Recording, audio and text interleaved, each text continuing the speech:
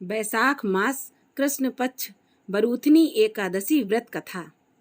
अर्जुन बोले, हे भगवान, बैसाख मास के कृष्ण पक्ष की एकादशी का क्या नाम है तथा उसकी विधि क्या है और उससे कौन से फल की प्राप्ति होती है, सो कृपा पूर्वक विस्तार से कहिए। श्री कृष्ण बोले, हे कुंती नंदन, बैसाख मास के कृष्ण पक्ष की एकादशी का नाम बरूथनी है। यह सौभाग्य प्रदान करने वाली है। इसका व्रत करने से मनुष्य के सभी पाप नष्ट हो जाते हैं। यदि व्रत को दुखी सधवा स्त्री करती है तो उसे सौभाग्य मिलता है। बरूथनी के प्रभाव से ही राजा मानधाता को स्वर्ग प्राप्त हुआ था। इसी प्रकार धुंधमार आदि भी स्वर्ग को गए थे। बरूथनी एकादशी के व्रत का फल 10 सहस्त्र वर्ष तपस्या करने के फल के बराबर है।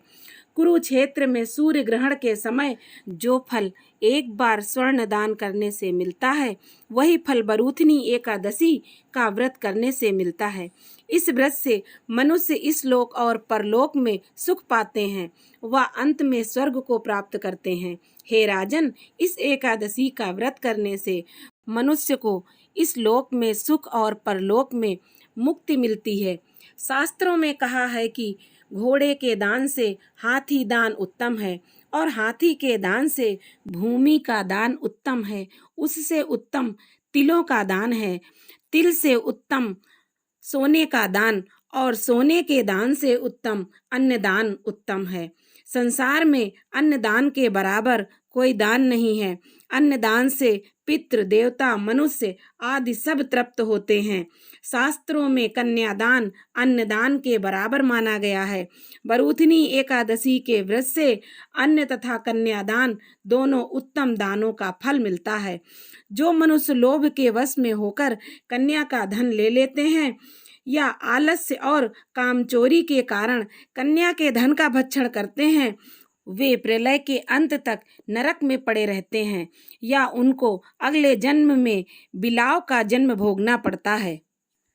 जो मनुष्य प्रेम से एवं यज्ञ सहित कन्यादान करते हैं, उनके पुण्य को चित्रगुप्त भी लिखने में असमर्थ हो जाते हैं। जो मनुष्य इस बरूथनी एकादशी का व्रत करते हैं, उनको कन्यादान का फल मिलता है। बरूथनी एकादशी का व्रत करने वाले को दशमी के दिन निम्नलिखित वस्तुओं का त्याग देना चाहिए।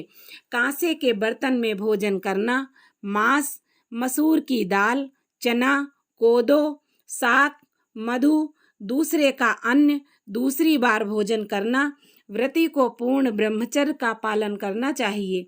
रात्रि शयन न करके सारा समय शास्त्र चिंतन और भजन कीर्तन आदि में लगाना चाहिए। दूसरों की निंदा तथा दुष्ट और पापी लोगों की संगत भी नहीं करनी चाहिए। क्रोध करना या असत्य बोलना भी वर्जित है। तेल तथा अन्य भक्षण भी वर्जित माना गया है। हे राजन, जो मनुष्य एकादशी का विधि पूर्वक व्रत करते हैं, उनको स्वर्ग लोक की प्राप्ति होती है। अतः मनुष्य को पापों से डरना चाहिए। इस व्रत के महात्म्य को पढ़ने से 1 सहस्त्र गोदान का फल प्राप्त होता है।